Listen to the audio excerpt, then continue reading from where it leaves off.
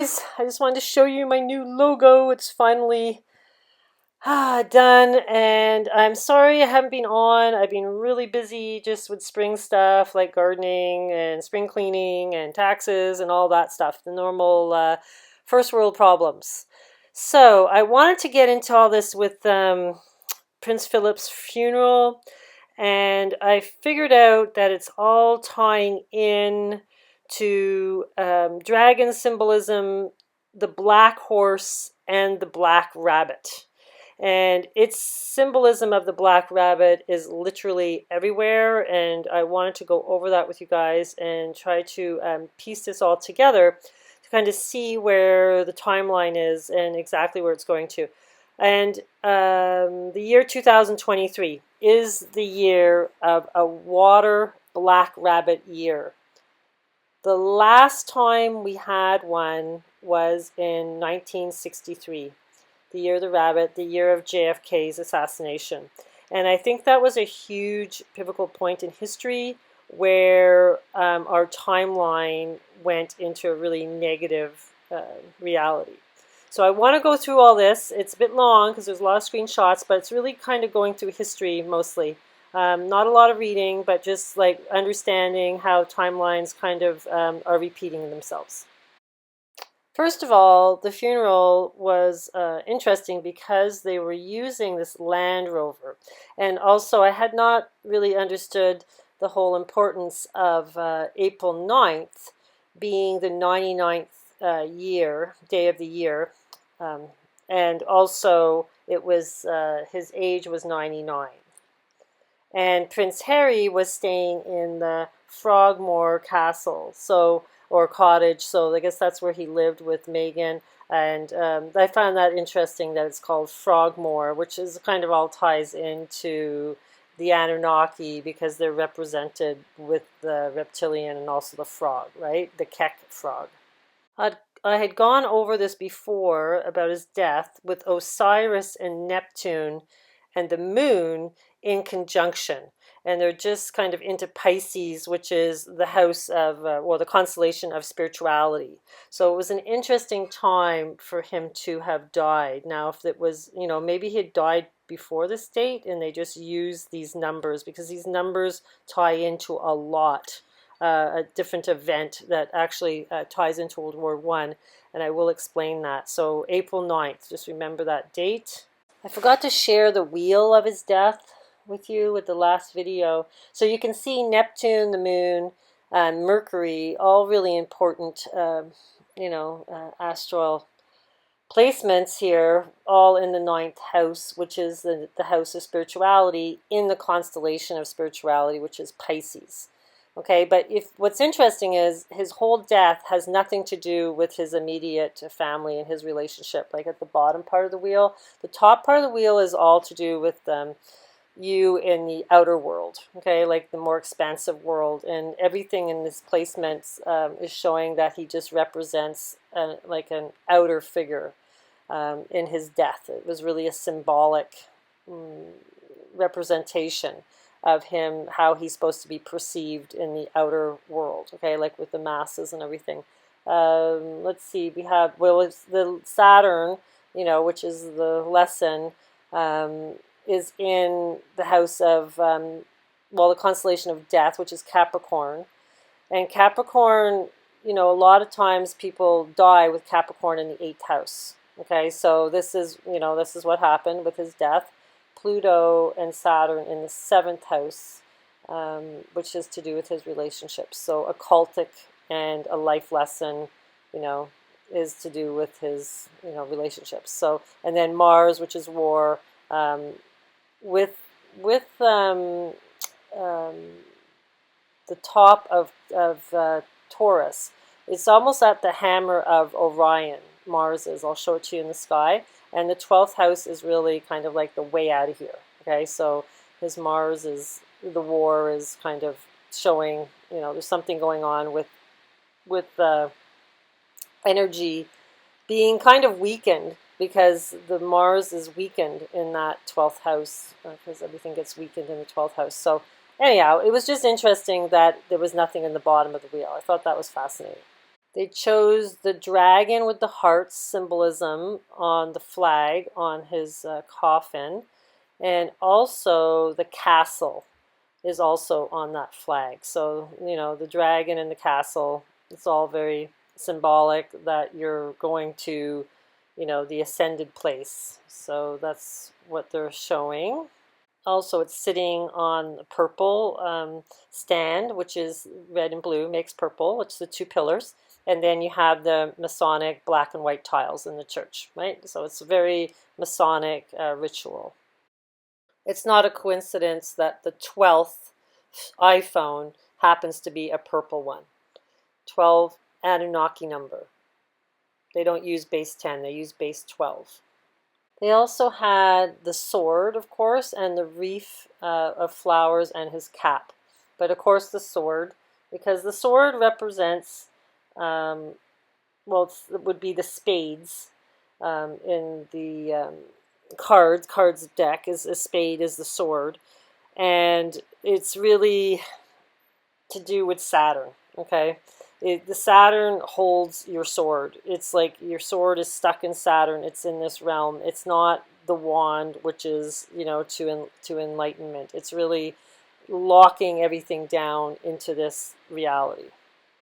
And because I guess he was in the Navy, so they had this hymn, Eternal Father, Strong to Save.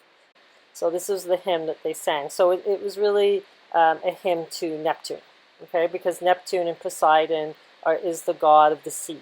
So it's, the fact that Neptune was in conjunction with Osiris, which is, really the tree of life. And then the moon was there, which is everything's about the moon, right? The rabbit is the moon. So interesting that they picked a seafaring song. They just say, oh, he was just in the Navy, so that's why, that they chose that song. But it has more symbolism than that. The fact that Neptune was in conjunction with Osiris and the moon on his death. They also did a 9-gun salute. So that's important because that's 9 is the way out of here. And then comes the Land Rover. Okay, so I was all very curious about this Land Rover. The Duke, rest in peace, yeah, because, he supposedly had this interest in this Land Rover for years. But the reason that I was so fascinated by it was because I had seen this Land Rover commercial a couple of years ago on TV, and I'd looked into it, and I knew it had to do with the number 99, and I knew it had to do with the dragon. So you can go on YouTube and watch this Land Rover commercial. And of course, the beginning of it has 99 turns are like the white dragon. So they're taking this Land Rover up these stairs, these really steep stairs on this mountain, and it's called the Dragon Challenge. So they mentioned the 99 turns again, but 999 steps in 22 minutes. So we always have the number 22 because it's, the Hebrew alphabet, it's the tarot cards, 22 tarot cards. And then we have 41 seconds, which you could say is 5. Or you could say it's 4, which is the 4 elements. And so that's really, interesting that they keep using this 99, 99, 99, 999. It's always 9. Okay, so he died on the 99th day of the year, and he was 99. And they have a dragon on his coffin, and they're riding around in a Land Rover. So the Land Rover originally had this kind of Z symbolism, but also it has this kind of seafaring ship, which is, looking like a Viking ship, but to me, it's the Carina ship, right? Because you know all about the ship. If you've watched any of my past videos, you know how much the Carina ship is so important, especially with COVID, because we have the Carina ventilators, so it's really important. The ship is always important because the ship is for the harvested souls. Okay, so the time of his death, I think Mars was closer in between the two horns of Taurus. And then on his funeral, it was in conjunction with the moon on Orion's hammer, which is like the hammer of God, right? So, this is, it's always the moon. See, they had the moon when he died in conjunction with Neptune. And then on the funeral, it's in conjunction with Mars and on the hammer of God. So it's like they want to keep everybody locked into this realm. Okay, this is what the royal family represents. It's not for awakening the masses. It's really to keep us locked into this illusion. So also on his funeral, we had Mercury in conjunction with the sun. Now, this was a huge one in December 14th, 2020. There was a huge Mercury-Sun conjunction that had relevance. It was a moon sun conjunction, like an eclipse with Mercury in Ophiuchus. So that one was really like, I really paid attention to that. Now, what's interesting, from that date to his funeral was exactly 4 months and 4 days, which is the code for kill. Okay, so interesting that that all worked out. And it just so happened when that conjunction was happening in Ophiuchus, Osiris was very close to the big Saturn-Jupiter conjunction that was happening on the winter solstice. So Osiris was in that conjunction, you know, which is really, really important. You have no idea. The fact that this is all aligning in the sky is mind-boggling. And then to see how they're using it in current events is even more bizarre.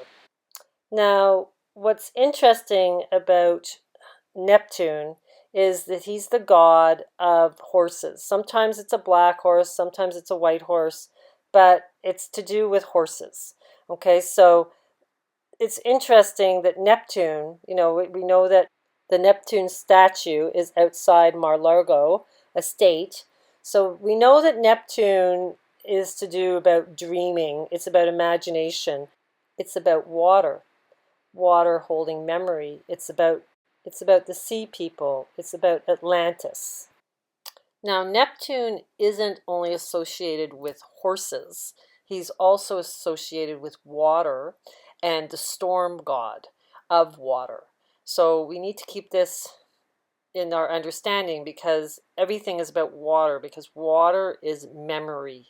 Okay, this is what holds memory, and the relevance of regaining all your memory of all your past lives has to do with bathing in the nectar of God's fountain of youth well. This is all in the mythology, that you need to go into that water, which would be the river Nemosin, not the river Leth, where your memory gets wiped away. And I think the whole thing of being baptized has to do with wiping your memory, not actually regaining it. And I think that's a little bit of a, a play on the mythology, what's being done in the institutional religions of Christianity. So the history of Neptune. Neptune's nature is believed to be derived from Indo-European word of moist. The word is also the basis of the Latin word nebulo, meaning fog, mist, or cloud. Neptune was originally the god of ancient Italians, so the Vatican, right? So this is an important planet. At the time, he was worshipped as a minor god who was in charge of fresh water and irrigation. Interestingly, the ancient Italians did not have a god of the sea. Nevertheless, they did believe that there was a god who ruled over and believed to encompass the world. This was Oceana, or Oceanus, who was viewed as the opposite of Neptune. Oceanus is actually Uranus. That's where they derived the word from. So another god of the Etruscans was Mithrin, was once thought to have made huge contributions towards the Italians' development of Neptune. But Mithrin was believed to have jurisdiction over wells. See, this is where it gets into the wells and the water. And the power was extended later to the bodies of water. This all goes back to Norse mythology with the tree and the well at the bottom of the tree. So anyhow, and then they say, well, Neptune, predated Mithrin. But either way, it's to do with the wells, the water, and imagination. Because you need to have your imagination intact to believe that you can be immortal. Okay, you have to understand history, you have to manifest it, and you have to believe in it. Okay, so this is where it becomes part of imagination. If you don't believe, you don't see. This is all to do with children's mythology, you know, like if you don't believe in the fairies, you don't see them. If you don't believe in Santa Claus, you won't see him. Okay, so this is all tying into this type of mythology. Pegasus the flying horse. Pegasus the flying horse was the son of Neptune, king of the ocean, and Medusa, the horrible monster with snakes for hair. Yet the stories of Pegasus are wonderful and warm. Many people tried to kidnap this famous horse. Some succeeded, but the gods always intervened, always on the side of Pegasus, and always to the disadvantage of whoever had kidnapped him. Ultimately, after many adventures, Pegasus became the thundering horse Jupiter rode in the stars. He ended up pulling the chariot of the thunderbolts with his brother, also a horse. The Greek mythology, Pegasus was the immortal winged horse, one of the two children of Poseidon / Neptune and Medusa, along with his brother, the golden-sworded Chrysaor. Pegasus sprang forth with miraculously from his pregnant mother's neck when Perseus, that was the guy that's freeing Andromeda from the big sea monster, had beheaded her. He belonged to the Greek hero Bellerophon for some time before being stabled by Zeus and tasked with drawing the chariots of the thunderbolts, the chariot of fire, basically. And this, I do believe, these two horses are they're the Kelpies in Scotland. They're also Gemini. They're Gemini. They're also the Odin's horse, Sleipnir, has 8 legs. It's because it's the two horses together. Okay, meaning 8 legs. They combine the two into one. So here they're saying he also, when his foot strikes the ground, he creates a spring, or like a water spring. So the more famous one of the two were located in Mount Helicon, the sacred abode of the Muses. Okay, now this is really important because the Muses are the good women, not the sirens. Okay, you don't want to listen to the sirens. Its waters, when drunk, enthuse poets with inspiration and creativeness. So here's like a history of Pegasus and Bellerophon, who was his rider. He eventually went on all these battles and killed, this fire-breathing chimera. And this is all really important. And then, Bellerophon wants to ride up to Mount Olympus. He doesn't want to be immortal anymore, and he falls off the horse and falls back to earth to his death. So it's like, the fallen ones. So it's like, this is the whole mythology of Pegasus. So he's the horse that takes you to the other realm. Now, he would be the immortal horse, and then the other horse of Gemini is Pollux, which would be Chrysaor, which would be his brother. And so that twin is not immortal. One's mortal and one's immortal. So it's the same thing with the horses. So the horses of Neptune, it's basically they're the son of Neptune, are the horses, which one of them is Pegasus. So this is where you get the white horse and the black horse, I guess, or, they switch them around. So, you get confused and you can't really follow the line of mythology through all these different time periods. The reason that he ended up getting thrown off of Pegasus was because a fly was sent to bite the horse of Pegasus. And then he spooked and then he fell off. Now the fly, every time I see the fly, it's the constellation. I've done all this about the ship, the Carina ship. There's a fly on it, right on the front of it. It's called Muscar. It ties into the Amanita muscaria mushroom, the fly allegoric. I've done all that with the whole mushroom. So now we start to see the fly is not good. The fly is really the ship. Okay, so interestingly, they put the story in without you being able to kind of understand it, how it is in the sky. Always have to go back and look at the constellations because that's the script. And they're using this astrology sidereal, because they're using the actual sky. They're not using tropical. They're not, because the events that are happening in our timeline, they're following sidereal. They're not following the tropical astrology. So that's the script in the sky. So here it's saying the sources of Hesiod's documents of Pegasus' birth and origin of his name in the early passages of the Theogony. You can read the story of Bellerophon and Pegasus in Pindar's 13th Olympian Ode. Interesting, it's number 13, which would be Ophiuchius, the 13th constellation, in the 30 or so verses beginning with the 60th. So we got the 60th Jubilee again, tying into, Neptune, Pegasus. So here are the two horses in Scotland. These are the Kelpies, and the Kelpies are really Gemini, the two pillars.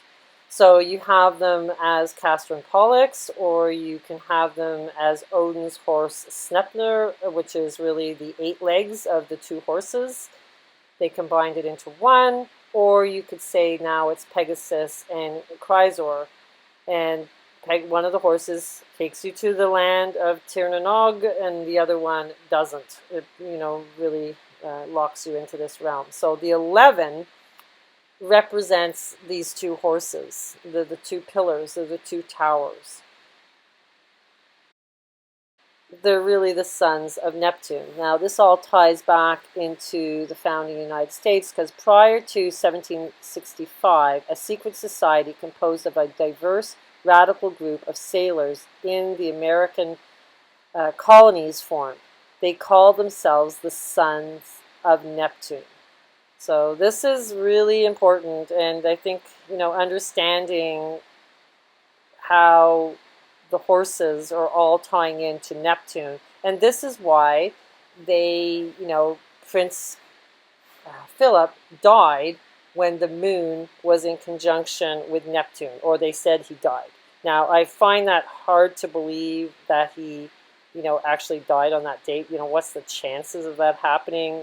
Maybe he died beforehand and they just used this date of his death as April 9th because it's the 99th day of the year, but also it has a huge importance back to World War I. So, interesting. So I'm just saying, there's too many coincidences for this all to be just random. And they are following the sidereal astrology. They're following the actual sky, not tropical, which was made up afterwards. Okay, the real sky is the real sky. You go outside, look at the sky. That's what they're following.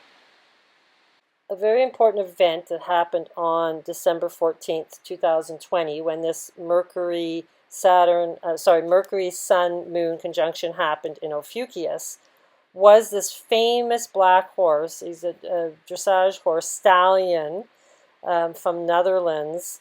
This horse was sold for $14 million. So there's a bit of a language that goes on with the names of horses and famous horses that is part of the esoteric symbolism. And I do think it's because it represents Neptune.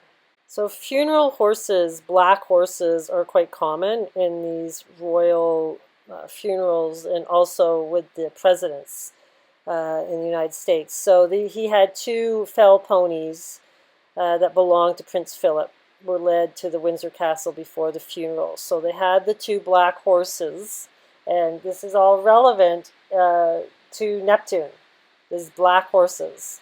But in this case, they're ponies.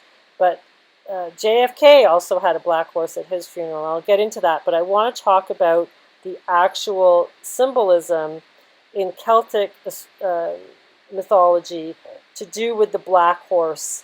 And this shows up in the Frozen movie. It's a white horse. So we go white horse, black horse. It's both the same. And there's this old ancient mythology that I want to talk about, because it also ties in to what Kate Middleton was wearing at the funeral. Tir na Nog. This is the inner earth, right? Where the mystical Celtic fairies live. The legend of Ashin and the land of eternal youth. Now, this all has to do with the horse, this whole story. And I want to just go briefly into this story so we understand how it ties into the Frozen movie and how this is an ancient symbolism to get beyond this realm, to get, through the other timeline. So this is an adventure tale where Ashin is visited by a fairy woman called Nev. And she's got golden hair, one of the daughters of the Manhamnan Mekler, a god of the sea. Nev's father turned her head into a pig head because of a prophecy. She tells this to Oisin and informs him that she would return to her original form if he marries her, and he agrees, and they return to Tir na Nog, the land of the young, also referred to as Tir Tamor, the land of promise, where Ashin becomes king. Their union produces Ashin's famous son, Oscar, and the daughter, her name, well, I can't pronounce that, but Flower of Women, as well as a second son, Finn, and what seems to him to be 3 years, but in fact was 300 years. Yeah, because the story is he gets tired of living in paradise, he comes back, and she tells him, don't go back, you'll never, return back. And he's like, no, no, no, I promised to go back to see my father, I'm going to go back, because his father didn't want him to go. So he's been there, I think, 3 days or something, or maybe, I don't know, a little longer. And he comes back, and of course everybody's gone, time's in the future, and everybody that he loved isn't there, and he can't get back. And the story was he had to stay on the horse, otherwise he would be stuck there. And he was on the horse, and he was trying to help somebody move a rock. It's always the rock. Trying to move the rock off the road, and he leaned over, and the girth broke, and he fell on the ground, and then he aged like 100 years in like 5 minutes. That's the legend. Okay, so this is to do with the horse taking you to the other realm, similar to the Sleipnir horse that is in Norse mythology, which is Odin's horse. So it's also ties into like the tree. The horse is like, I think, like the tree between the two realms. You see the top or the bottom of the tree. He has been known to be symbolism. Sleipnir's horse, Odin's horse, also like the tree of life, because Odin is also the tree of life, and so is Osiris. So all these figures are all the tree of life.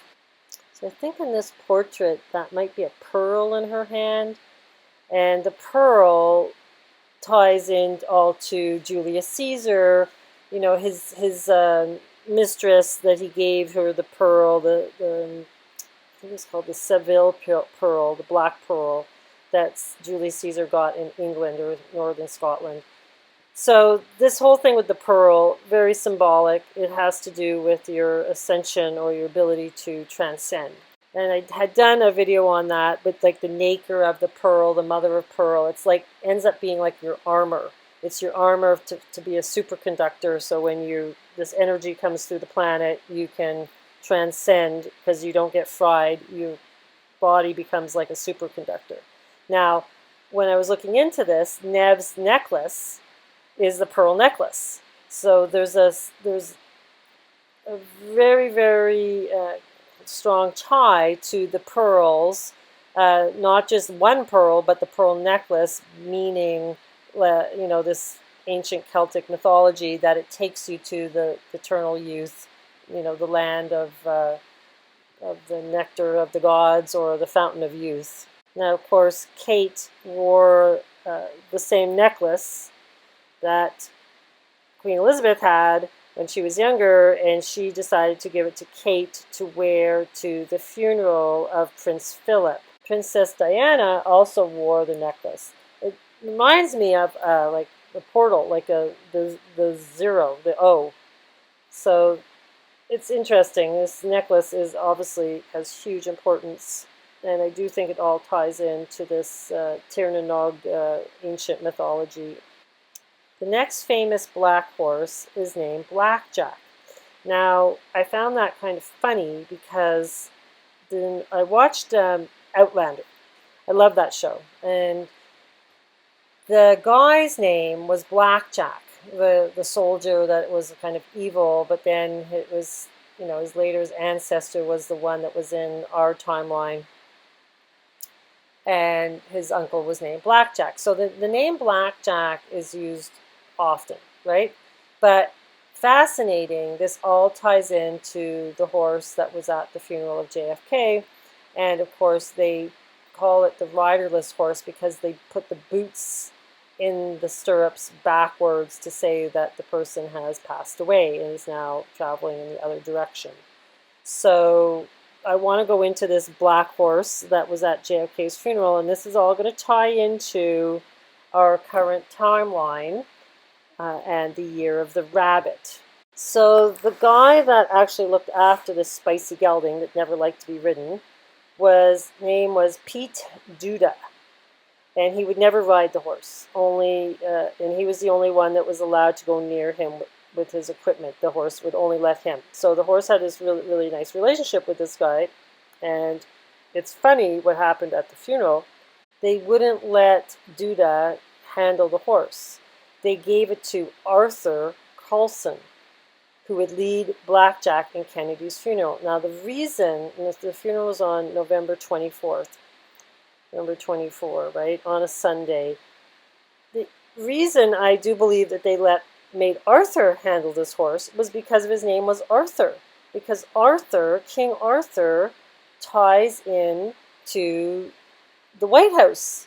It's the Arcturus star, so on the spring triangle. So we know this. So, I've said this before, that the White House, that who's ever in the White House, is King Arthur. Is Camelot, and JFK was always referred to being Camelot, and the whole Kennedy was all to do with the Camelot. And so they're tying this back to King Arthur, and I'm sure it's because of the alignment that they made when they built Washington, D.C., and to the Arcturus star. So, and of course that star means King Arthur. So there you go. So they made this man named Arthur lead the horse. The other thing that's interesting is that Blackjack arrived at Fort Myer on November 22nd. That's the day that JFK died. But this was in 1952. So exactly 11 years when this horse arrived, he was killed. So that's pretty crazy. It's like the horse was like almost like a foreshadow of the event in my mind. And 1952 was the year of the dragon. So Lincoln was the first one to have a horse at his funeral. And Zachary Taylor's personal horse, Old Whitney, was the name of it. And so this goes back, but it goes back even further to having horses at funerals. So it goes really back to Genghis Khan's time. The Mongolian and the Tartars believed that the spirit of the sacrificed horse would travel with its master to the afterlife. The riderless horse is a huge part of funerals. So they used to sacrifice the horses, but they don't do that anymore. Now they showed this in the Game of Thrones, where the queen, can't even remember her name, she had to eat that horse's heart. They had to sacrifice the horse. There was a ritual there. But that was, I think, when she was pregnant. But this is to do with the death, and they would sacrifice a horse. So this symbolism goes really far back. And I keep saying that the Freemason symbolism originated from China. So the Fuxi Nuxi, this is Norma constellation, is the square and the compass that the Freemasons use. So it goes back to Chinese mythology. But not just Chinese. The Masons use all different religions and all different mythologies. So they're using Celtic, they're using Chinese, they're using Arabic, You know, they're all over the place, but it's all integrated so that you have to know history as a whole to start to see the same symbolism and the same story running through everything. Everything's connected. Now you're going to start to see how everything's connected. So Blackjack, the riderless horse, he was born on January 19th, 1947, and was named in honor of the General John J. Blackjack Pershings. So this guy was a famous general who was allowed to actually make his own insignia, and he chose, I think, 5 stars, but eventually he was allowed to have 6. So this guy is super important. We're going to look into him, but they branded this horse with a 2V56. So if you take the 2 and V means 22, so then you can take the 11, bring it down, and then you have like 22 and 33. So you have the 2233 or the 233 down at the bottom. So it's interesting. It's just the numbers 2 and 3, super important. And this is the year of the rabbit. The next year of the rabbit is in the year 2023, but we don't use the zeros, so we have the 223, which is the backwards knock number for the Masons, right? When they knock on the door, it's 3 knocks, 2 knocks, 2 knocks. Or the skull and bones is also 322. So I think they're symbolizing the year 2023 with all this coding of 322. So Blackjack was so important that Jackie informed the Secretary of the Army that she wanted to buy Blackjack when he retired. And her request was acknowledged, and she later received Blackjack's caparison, which included his saddle, bridle, and saddle blanket. So she got everything to do with the riderless horseman with his boots going backwards in the stirrups. Everything to do with that. So she took it all on. So that was interesting. It's just showing the importance of this horse. So here's Pershing's doing a speech at some wartime memorial or something. He ended up dying of a heart attack. He married this woman a lot younger than him. He died in 1948, I believe. And he was on Time magazine, really famous general because he was in the First World War, but he also participated in some aspect in the Second World War. But everything's tying back to the First World War, and the reason it has a lot to do with the date that they called for peace in World War I, which was November 11th at 11 o'clock. Very significant to the duality of the two pillars, this whole illusion of this realm. That's to me, the 1111 is really to keep you locked in this realm. If you start seeing 111, you're thinking more out of this realm. But this duality of these two 11s is really locking you into here, and it's to do with showing us that it's almost like to do with death, right? And to have negativity to it. So maybe it is a positive number, but they're trying to make it negative, but therefore makes it negative. So who knows? But the point is, it's all tying to World War I. The 1111 ties to World War I. There's even postcards and stamps about him, but this was interesting. This camping on the border near El Paso, Texas. Now this fort, it's just going to come into view here. This fort was actually called Fort Bliss. What are the chances, that this... I always find it funny, when you find these little breadcrumbs, this postcard of Pershing's camp at Fort Bliss. I'm like, oh my God, they even have to put the bliss in there. Okay, so this is a really cool way to see the elements for the Chinese years, for each of the, animals. So I was trying to figure out how do they figure this out? Why is it Earth? Like it doesn't make sense. It's like how they were figuring it out. But I thought it was really interesting seeing it on a diagonal like this. So 1963 was the year of the water, and it was a rabbit year. So it's a yang year. Now, so it goes green, white, blue, and so 99 was green, year of the earth, the rabbit.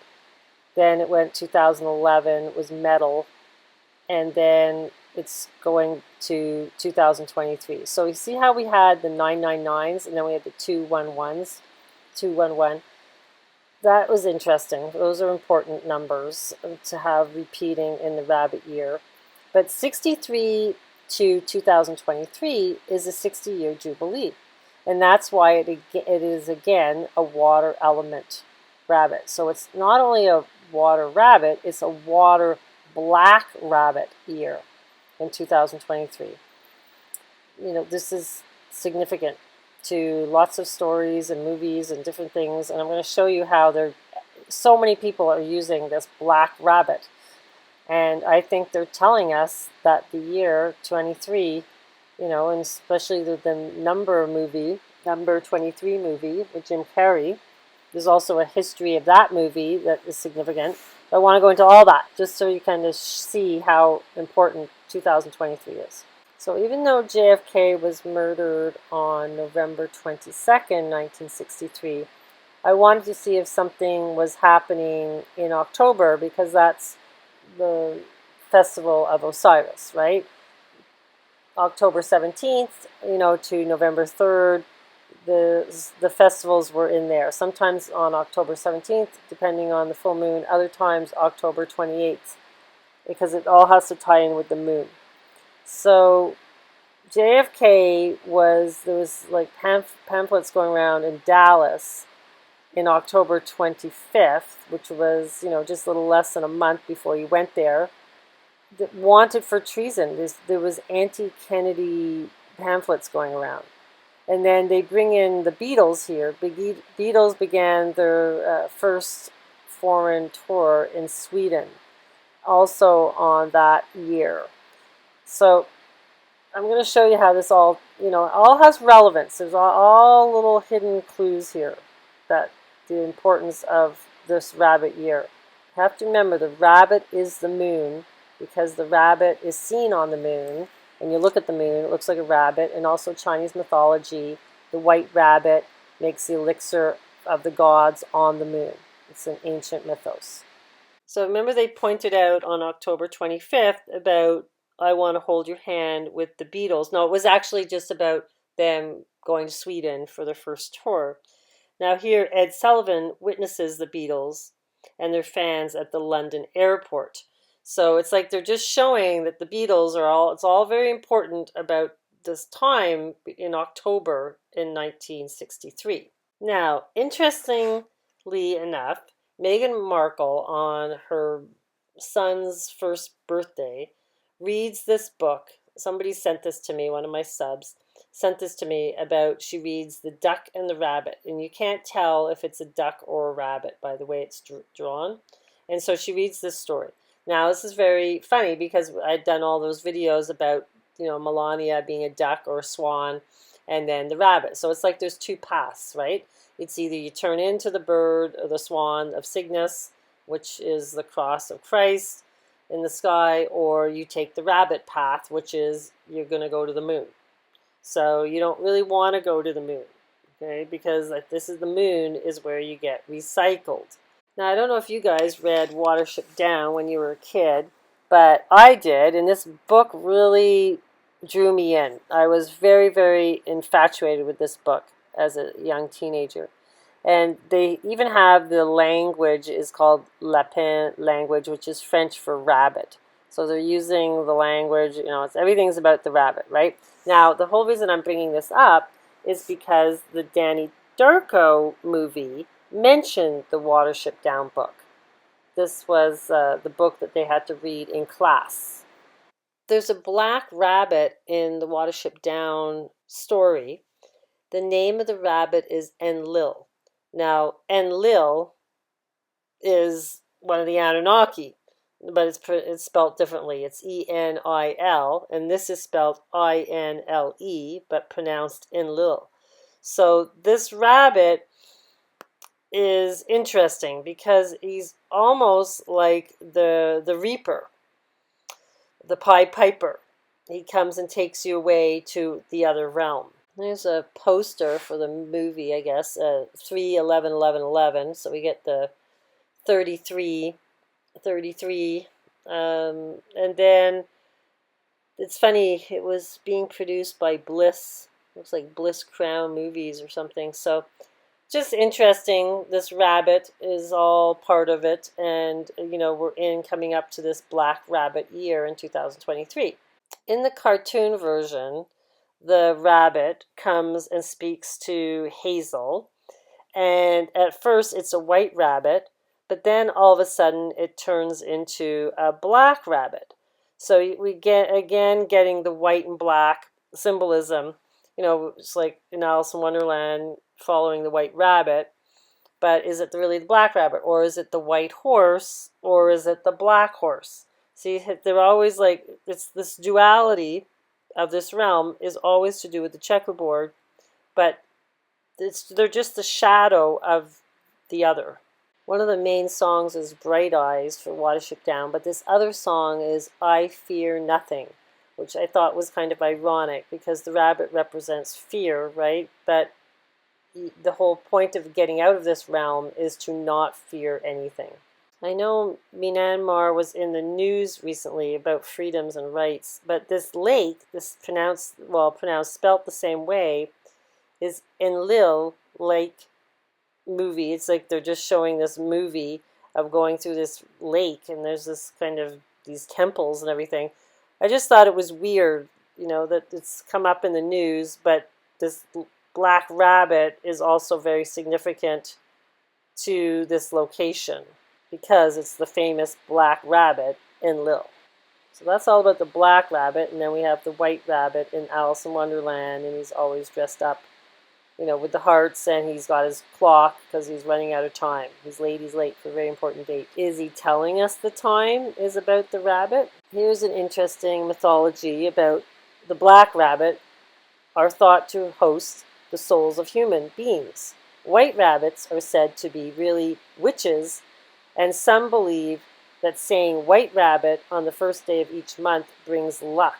And my parents used to make me do this. Every first of the month, they'd say rabbits. First thing you say, at the beginning of the day, on the first of the month, say rabbits. And I'm like, it's like they're brainwashing you to follow the rabbit path, right from a little child. I'm like, I was used to say that all the time.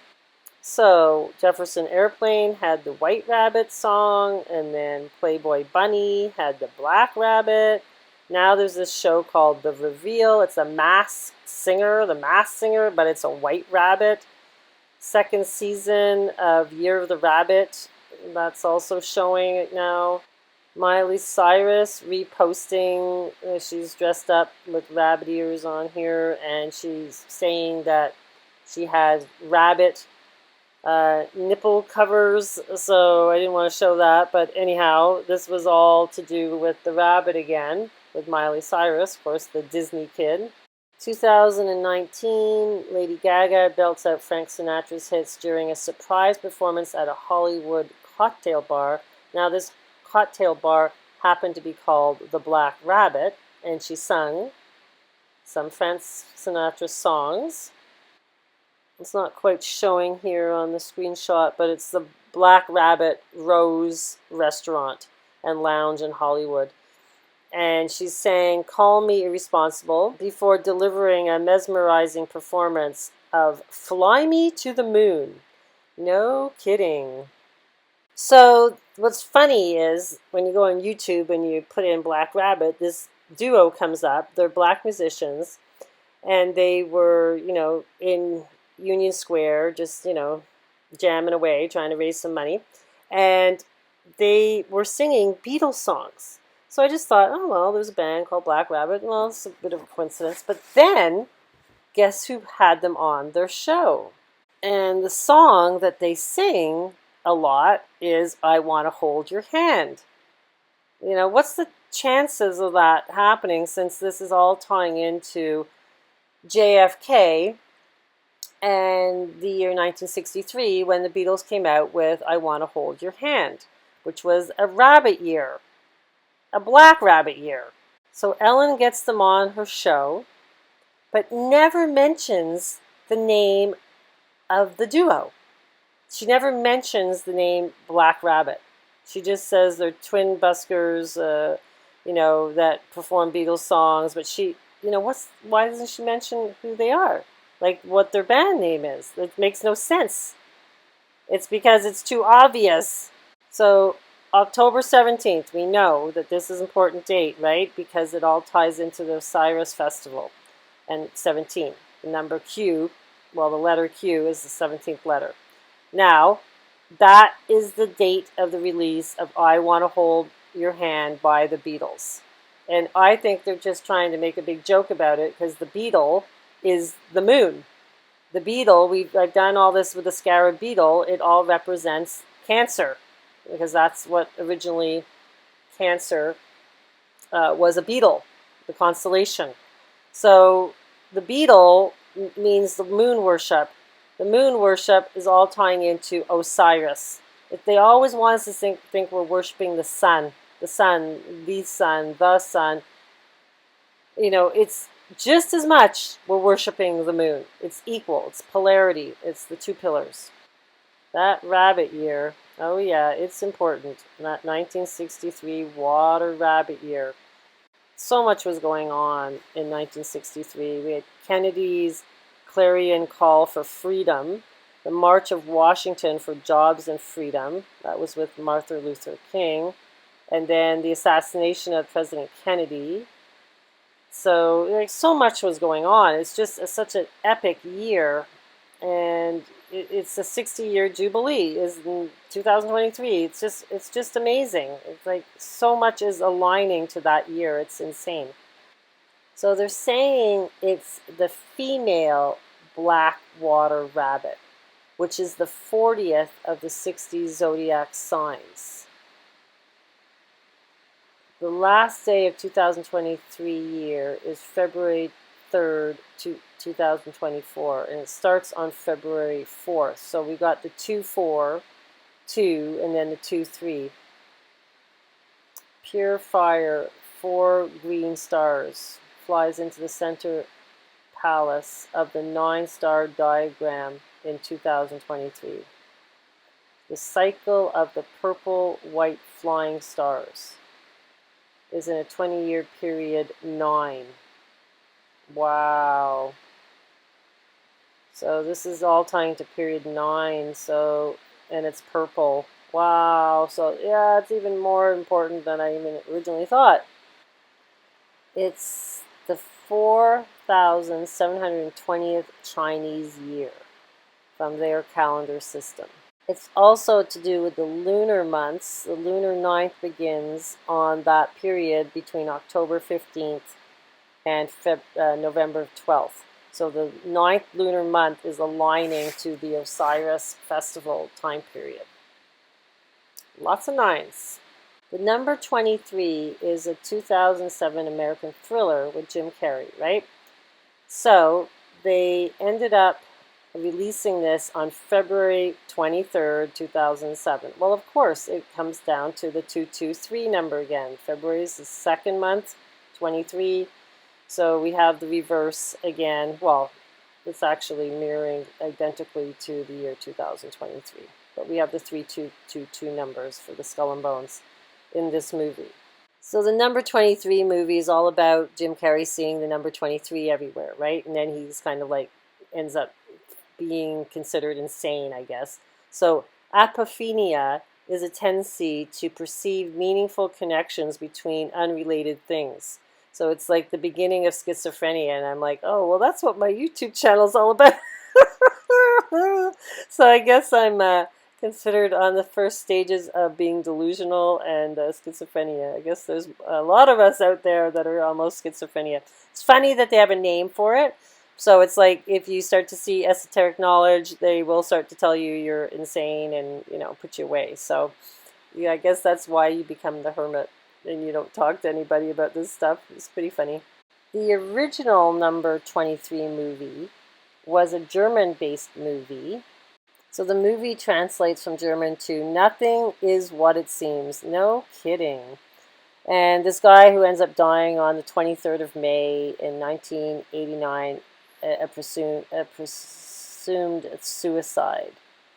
And he has the title, Obsession with the Number 23. So this is where this apophenia is talking about in here, about how connecting things or numbers or whatever, seeing similarities in symbols, I guess, is all part of it. So the movie's plot ties into Chernobyl, which I found interesting because the word Chernobyl actually ties to wormwood, which is Jupiter. The alchemic symbol for the 2024 Olympics is Jupiter, alchemic symbol. So this is interesting that this is all tying in. And the number 24 is really to do with the Anunnaki number 12. They base everything by 12 and 24. So fascinating that that's in there. Now, it's saying here that it ties to Mugwort. Mugwort is Artemisia, which is Artemis, right? She's the goddess of the moon. Now, they're not saying, then this is commonly known as wormwood, right? It's tying it into wormwood here, yeah. So, bitter Artemisia. But, so anyhow, there's a connection there to the sky through this movie. It's very bizarre, but I really do think they're trying to connect it all to 2023. I really do at this point. The other Blackwater was a company, and Eric Prince was the CEO of it. They've changed the name. Now this is kind of like a secret part of the CIA or something, and you know they're like bodyguards or they're on some type of military mission, but it's called Blackwater. And supposedly there was a group of its employees killed 17 Iraqi civilians and injured 20 in a square in Baghdad. So anyhow, President Trump pardoned them on December 22nd, 2020. So we got the 2222 in December. And that's right around the Saturn-Jupiter conjunction, right? And this is where this all ties back into World War I, which I'm going to tie the royal family to, the date of Prince Philip's death, and this is all tying into Canada and this memorial to Canadian soldiers that died in World War I. And this actually is black-lighted pictures of the Canadian passport pages. Now, there's 36 pages, but I was really fascinated to see the infinity symbol, almost like a Mobius strip, with a Chinook, which is like a stone man, and the feather. So this is all tying into the feather. When you pass, you know, you get judged by the feather against your heart. This is with Thoth, Egyptian. And then, or you turn to stone. And then the 22nd, page and 23rd page, all was tying into this memorial in Vimy Ridge. And they had this big, huge celebration. I think it was a couple of years ago with all the veterans from Canada going there for an anniversary of the date, I guess, in World War II. But this is all tying into World War I. So, yeah, it's really quite fascinating, and I want to just run that by you guys. So, Vimy Ridge, I believe, is in France. Now, there's this Mother Canada, and she represents, all the mourning of all the soldiers that, couldn't be brought home. And this goes back to represent a Michelangelo statue that he did. But this interesting part of the main memorial of this Vimy Ridge looks like two twin towers again. And this is why I said it's all tied in to Prince Philip's death. This whole memorial. The project took the designer Walter Seymour Allward 11 years to build, so we got the 11 again. King Edward VIII unveiled it on the 26th of July, 1936, in the presence of the French President Albert Lebrun. And a crowd of over 500,000 people, including 6,200 attendees from Canada. Following extensive multi-year restoration, Queen Elizabeth rededicated the monument on April 9th, 2007, as a ceremony commemorating the 90th anniversary of the battle. So there you go. She's, tying in this important date. So April 9th, it's not a coincidence why they chose that's his death was April 9th. It's symbolic to these towers, the Neptune, and so when the fact that he died with Neptune conjunction with the moon is all tying into Vimy Ridge and the battle of World War I, which is November 11th at 11 o'clock. It's always the towers, always the 1-1. The two, this realm is always to do about the 11. And can you see the illusion or not? So yeah, this is nuts. I couldn't believe that this was all tied together. So I just wanted to look at the numbers a bit from when Queen Elizabeth rededicated Vimy Ridge was in 2007 to Prince Philip's death in 2021 on the same day. It was actually 5,115 days. So we get the 5, kind of flanking the 11, which is the 5 is Venus, right? So Venus is what makes this event happen. She's the queen in the sky. I also wanted to take that date to November 11th of 2023, the year of the Black Rabbit, and it's always the 111, and the numbers come out to 651, which could be 11-1 again. But then it's also 16 years, 6 months, and 24 days. So 24 adds to 6. So we get the 1666. So, this is, I'm kind of like, yep, these are significant numbers. So just good to keep in the back of your head.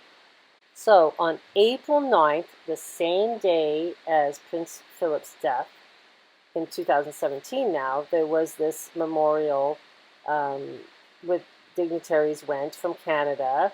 And also Prince Charles was there, Prince William, and Prince Harry, and Prime Minister Justin Trudeau, all honoring this Vimy Ridge. And this was the big one that I was talking about. It was, and so this was really important with the Canadians.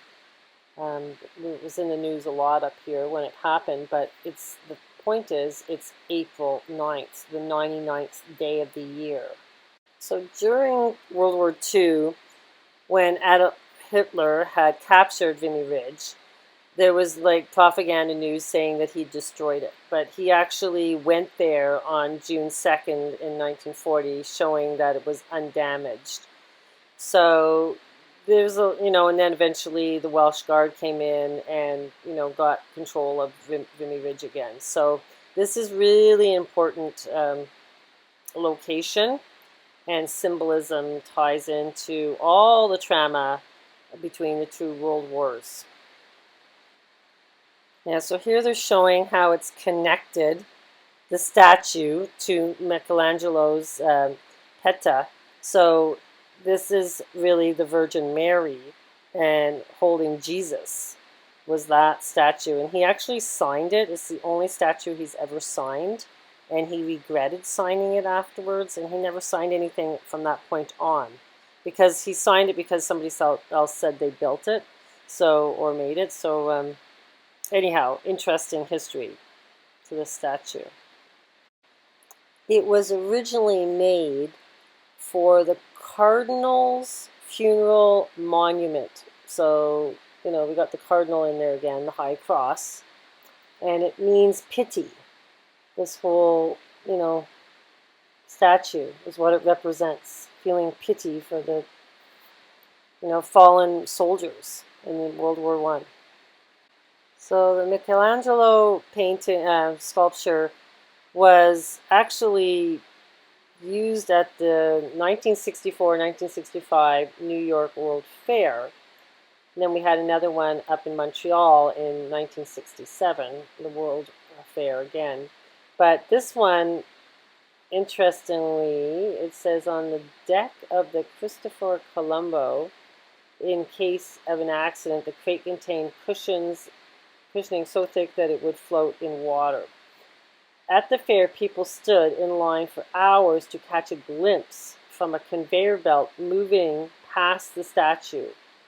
So, the sculpture. So they, were really wanted to see this sculpture from Michelangelo. So, but this all ties into Vimy Ridge because it represents the same thing.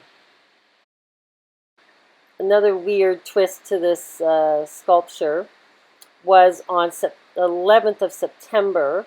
This guy ends up, I think, dying because he did this really weird thing where he went in 1972 and he claimed he was Jesus. His name is Thoth, not Thoth, but Thoth. And he went in and decided to start smashing with a hammer this statue, and he knocked off her arm and I think her nose. And they just so happened to have a camera there back then, and they took pictures of him, and you can see her arms knocked off. But actually, I'm starting to think it was like a big setup. It's like all symbolism, because this guy never actually went to jail for doing this. He got released, and he went back to Australia. He didn't go in an insane asylum or anything. So he just kind of, got off the hook. And what's weird is this guy named Bob Cassely, an American sculptor and artist from St. Louis, which St. Louis is where the Silver Gate is, right? Where the two eclipses are going to cross. Next one is in 2024. Was one of the first people to remove Thoth from the Pieta. I leaped up and grabbed the guy by the beard. We both fell into the crowd of screaming Italians. It was something of a scene. Onlookers took many of the pieces of the marble that flew off. Later, some pieces were returned, but many were not, including Mary's nose. So the nose got, taken. Bizarre story. It gets even more bizarre. So this is the sculpture artist that, ended up trying to get this guy off this statue in the Vatican. His name is Bob Cassely. This is his dragon sculpture that they're showing here. So he was born in 1949, but he ends up dying in September, the 9th month, in the year 2011. So we got 9/11 in there again on the 26th of September. So he died in Cementland. A police investigation found that he died of injuries after a bulldozer he was driving flipped down a hill. The Cassely's family contested the results of the investigation and hired an independent doctor to review the evidence. He concluded that Cassely was beaten to death, but the St. Louis medical examiner dismissed his evidence and stood by the ruling of accidental death. So I don't know. I think that somehow this is all tying in to this sculpture. I really do. It's just too bizarre. And you gotta know it's something esoteric when they start to use it in modern day culture. They're calling it Larzo's hammer. It's like Oz character, and the Oz series is based after him. This is the guy that went in and destroyed the sculpture. This is, so I'm sure it was all pre-planned. It just seems too bizarre. Almost as bizarre as this book called The Virus that Stanley Johnson, which is Boris Johnson's father, wrote back in July 14th in 2015. It's about a pandemic, deadly pandemic, so it's like, oh my God, it's just, come on. It's like, it's getting boring now. We kind of know your story. It's just nuts. It's just like, this is all pre-planned. It cannot be just a coincidence. It's impossible. It's just not logical for all this being a coincidence and all the dates kind of, you know, mulling around. And the fact that they put the Vimy Ridge Memorial on the Canadian passport on page 22 and 23 with the poppies. I'm sorry, I really do think it's all tying into the event because the remembrance is the twist in it. It's because we do Remembrance Day on November 11th. This is all tying into World War I, but it's not to remember. It's the opposite. It's only a few will learn to get their memory back. The rest will have their memory erased. So the poppy is like opium, and the queen always wears like 5 poppies on Remembrance Day. It's just all tying into Cybele, goddess, really the harvest. It's all tying into that, and the whole opium and not Alice in Wonderland, but Wizard of Oz. She falls asleep in a poppy field and wakes up, kind of out of her dream in the poppy field. So yes, it's remembrance, but it's not remembering dead people who died in war. It's the remembrance of your awakening of your higher self. This is what really the Remembrance Day is really representing. But they've twisted it into the mourning people's death. So it's really kind of just upside down, like everything else in this upside down world. Another interesting link that someone sent me was this infinity loop that's in China. It's the Mobius strip. So there's a building, and it's called the Big Zero, but it's the Mobius strip. Oh no, the Big O. And yeah, look, it looks like a portal. It's crazy, and yeah, I need to look into this building maybe a bit more and see who made it, but I wanted to share that with you and just like understand the symbolism that we're talking about here is, literally everywhere if you choose to see it. If you do not want to believe this realm is an illusion and you think it's all linear time and nothing is repeating, then you want to stay, in a sense, asleep in a way that you don't trigger your higher self and start to see the patterns.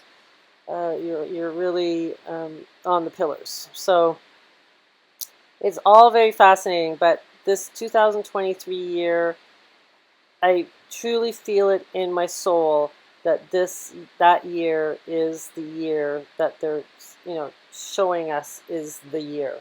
And the number 23 is your 23 chromosomes. It ties to DNA. It also happens to be the day I'm born, which is just too bizarre for me, as well as my late husband being a rabbit. And he always kept this little marble rabbit, represented the Chinese year of the rabbit. And I just recently found it, and I was like, oh my God, this has been, looking at me for years, and I know what it means now. It's 2023, the 60th Jubilee of JFK's death. Unbelievable. Now, the whole thing about all of this is that you don't want to be stuck on the pillars, right? You want to take the narrow middle path. Now, not too many get through the narrow middle path. This is stated in the Bible. And the whole point of it is you can say, oh, well, I don't, I just want to just sit and watch it all unfold. But what is our role in helping with the awakening? Is it just to observe it and keep it to yourself, and because you don't want to be ostracized and you just want to keep this information to yourself? Or do you want to try to help awaken people, but then, they get angry? So I think the whole point is you have to just leave little clues, and if somebody wants to, see it from your point of view, they will. You can't force somebody to awaken. That's for sure. That's impossible. Now, the whole thing about, being vaccinated or not vaccinated, this is, in a way, the pillars, right? You can say, oh, well, I'm fighting for non-vaccination, so I'm really fighting for freedom, so I'm stuck on a pillar. But at the same time, if you say nothing, it's like, what's that about? You know, that's about you just thinking only of you, not thinking of all. So there's this kind of polarity in what your role is as you awaken. And I think the point is to not be stressed, to not point out that you're angry at the other side or be stressed about any of it. It's like it's a joyous thing, but you still have to say, okay, I'm not going to get vaccinated because I believe in my God-given freedom. And also, I believe in intact DNA. And also, I believe that eventually the vaccinated people will have to be marked, because how will they know who's who? So, you know, this will be the turning point. I guess taking the vaccine now is just like your stepping stone to wanting to take the needle of a tattoo mark, right? So they're just conditioning people. And as the variants come out more, they will start to eventually say, you know, we have to separate society. So this is really what's going down, and people without the vaccine will be, you know, ostracized from going into any public places. So we have to get our heads around this emotionally and try to just accept that this is the path that you choose. Now, many loved ones that you care about won't choose that path, and it's not their time to see it, the illusion. So you just have to let it be and not be angry about it or sad, and just know it's all divine. And eventually, you know, they will come to this place and they will have to make the decision at one point in time when the door opens again. Now, is it that we actually going to jump timelines on the Mobius strip? I hope so. But if it doesn't, then we're just, you know, separate from society, and we create our own communities and we live in a different way than the others.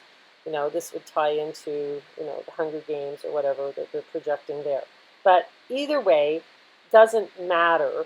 We just need to stay in joy, connect to nature, and nature is our God in a way. It's like that's where we're connecting to. We're not connecting to AI and being, you know, controlled by a frequency.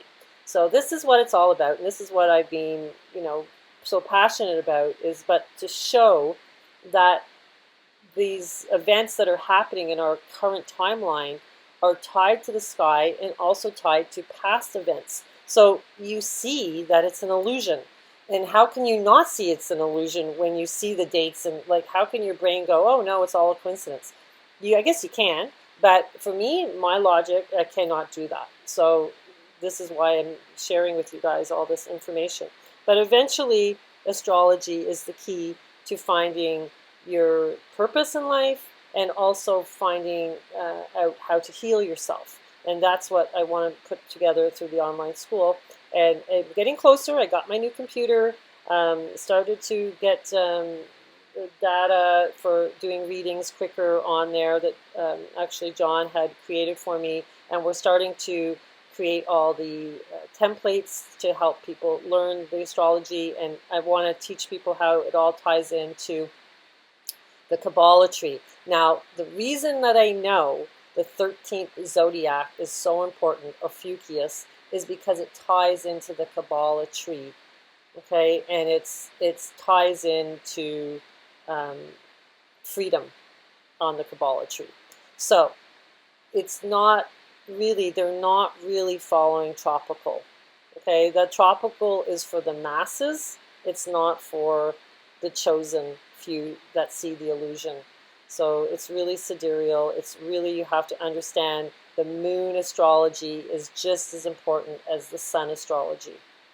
And the 13th zodiac of Ophiuchus is the doorway, okay, out of here. So I keep saying that over and over again. But I'm trying to help people understand, you know, what astrology really is. If you go outside and look at the sky and you look up, that is sidereal astrology. What they're telling us that, you know, the last full moon, the pink full moon, was in Scorpio, it was not in Scorpio. It was at the skirt of Virgo. I can look at the sky and say, okay, I know where that constellation is. That moon is there. So don't tell me it's in Scorpio, okay, because it's not in Scorpio. So this is why sidereal, I do believe, is really the hidden language of astrology. So till next time, I'll keep shooting these videos out and keep trying to decode our reality as it's playing out. Bliss to you all.